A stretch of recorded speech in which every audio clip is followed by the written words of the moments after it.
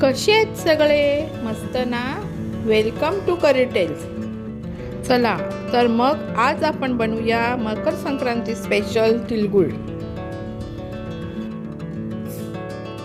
तिळगुळ बनवण्यासाठी सर्वात आधी आपण तीळ भाजून घेऊया.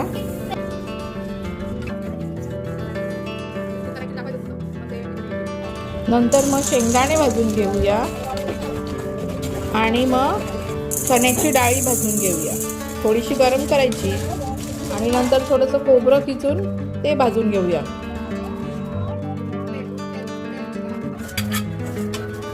भाजलेले शेंगदाणे सोलून मग वरवंटाने थोडेसे क्रश करून घेऊ, म्हणजे लाडू बनवताना आपल्याला प्रॉब्लेम येत नाही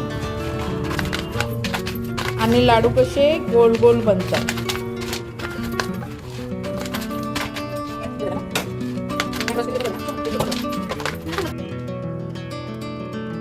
आता एका टोपामध्ये घरचं तूप घ्या.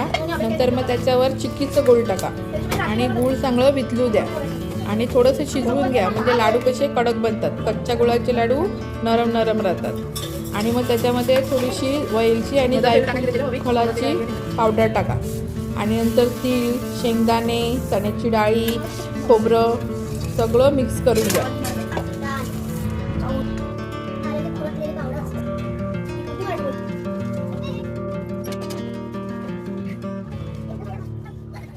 आता 4-5 मिनिटं सगळं चांगलं मिक्स करून घ्या, म्हणजे तुम्हाला कच्चा टेस्ट येणार नाही. ठेवण्यासाठी ताटाला थोडंसं तुपाने ग्रीस करा आणि हातालाही तुपाने ग्रीस करा. नंतर छोटे छोटे लाडू वाळून घ्या.